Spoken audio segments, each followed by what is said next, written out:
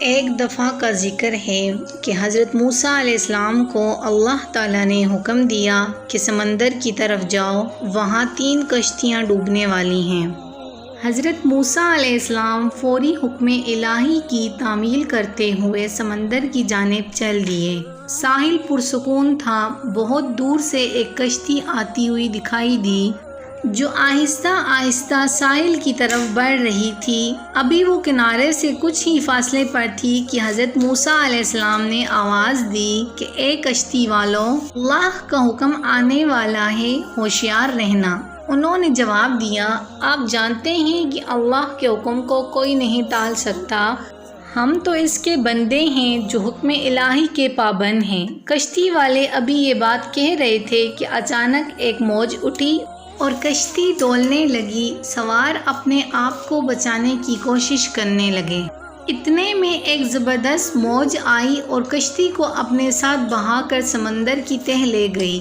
تھوڑی دیر میں ایک اور کشتی نظر آئی تو حضرت موسیٰ علیہ السلام نے انہیں بھی خبردار کیا اور کہا کہ ذرا محتاط ہو کر آنا۔ انہوں نے بھی پہلے والوں کی طرح جواب دیا کہ جو کچھ ہونا ہے ہو کر رہے گا، اور کشتی کو کنارے کی طرف لاتے رہے، یہاں تک کہ ساحل کے قریب آتے آتے یہ کشتی بھی ڈوب گئی۔ حضرت موسیٰ علیہ السلام اللہ کی حکمت کے بارے میں سوچوں میں محو تھے کہ انہیں ایک تیسری کشتی آتی دکھائی دی۔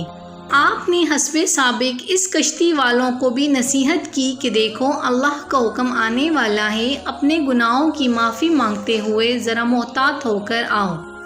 انہوں نے جواب میں کہا کہ اے اللہ کے نبی، جس طرح آپ سچے ہیں اس طرح اللہ کا حکم بھی اٹل ہے، اسے کوئی نہیں بدل سکتا، لیکن اللہ کی رحمت بھی تو ہے، ہم اس کی رحمت سے کیوں مایوس ہوں؟ لہٰذا ہم اللہ کی رحمت پر بھروسہ کر کے آ رہے ہیں، اور وہ اپنی رحمت کے صدقے میں ہمیں ضرور امن و سلامتی کے ساتھ کنارے پر پہنچا دے گا۔ کشتی والوں کا یہ جواب سن کر حضرت موسیٰ علیہ السلام خاموش ہو گئے۔ جب کشتی بحفاظت کنارے آ لگی تو اللہ کے پیغمبر علیہ السلام سوچنے لگے کہ اللہ نے 3 کشتیاں ڈوبنے کا فرمایا تھا، 2 تو ڈوب گئیں، لیکن تیسری سلامتی کے ساتھ کنارے آ لگی ہے، یہ کیسے بچ گئی؟ ارشاد باری تعالیٰ ہوا کہ اے موسیٰ، آپ نے سنا نہیں کہ تیسری کشتی والوں نے کیا کہا؟ انہوں نے میری حکمت کو تسلیم کیا تھا، میری رحمت کو آواز دی تھی اور اس پر پورا توکل اور بھروسہ بھی کیا تھا، تو اس لیے یہ کشتی میری رحمت کے طفیل بچ گئی، کیونکہ جو بھی میری رحمت کے دروازے پر آ کر صدا دیتا ہے میں اسے نا امید نہیں کرتا۔ حدیث میں آتا ہے کہ جب اللہ تعالیٰ نے مخلوقات کو پیدا فرمایا تو عرش پر لکھ دیا، میری رحمت میرے غضب پر غالب ہے۔ صحیح مسلم۔